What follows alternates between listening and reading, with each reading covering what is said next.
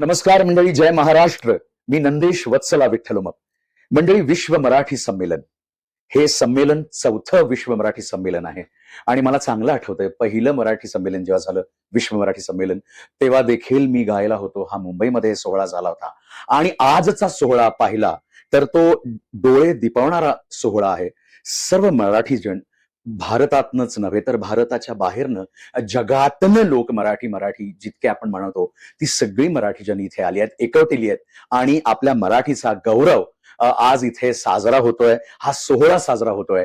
मी खूप आनंदून गेलोय. त्याच्या 4 ओळी मी तुम्हाला इथे ऐकवणार आहे. पण विष्णू वामन शिरवाडकर यांच्या जयंतीनिमित्त आपण 27 फेब्रुवारी मराठी भाषा गौरव दिन आपण सगळे मिळून साजरा करतो.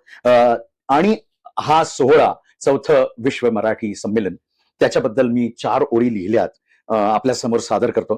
ज्ञानोबा चरणी लीन होऊन, ज्ञानोबा चरणी लीन होऊन तुकोबाचे गोड अभंग गाऊन, ज्ञानोबा चरणी लीन होऊन तुकोबाचे गोड अभंग गाऊन, छत्रपती शिवरायांची प्रेरणा घेऊन, निळ्या मंडपाखाली महाराष्ट्र भूमीवर संत पंत तंतांनी केले समृद्ध मराठीपण.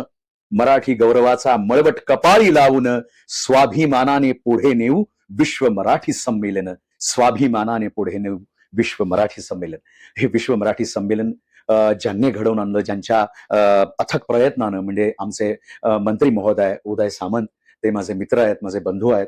आणि एक कलाकाराच्या पाठीमागे सक्षम उभा राहणारा आणि या कलेची निष्ठा असणारा, महाराष्ट्राबद्दल प्रेम असणारा असा हा व्यक्ती. आणि मी त्या सगळ्यांचे आभार मानीन, मंत्रालयाचे आभार मानीन, ज्याने आज मला इथे संधी प्राप्त झाली आहे 4थ्या विश्व मराठी संमेलनामध्ये माझं गाणं सादरीकरणासाठी. जसं मी मगाशी म्हणालो की विभा शिरवाडकरांनी एक गीत लिहिलं होतं की माझ्या मराठी मातीचा लावा ललाट असं टिळा. ते मला गाण्याचं भाग्य मिळालं. मी ते मराठी अभिमान गीत म्हणून सगळीकडे आपण गातो. ते मी 1-2 ओळी तुमच्यासाठी गाणार आहे. माझ्या मराठी मातीचा लावा ललाट असं टिळा, ए माझ्या मराठी मातीचा लावा ललाट असं टिळा, हिच्या संगाने जागल्या दऱ्या खोऱ्यातील शिळा, ए माझ्या मराठी मातीचा लावा ललाट असं टिळा. जय महाराष्ट्र, जय मराठी, जय. काय म्हणूया, 4थं मराठी विश्व मराठी संमेलन. जय हो.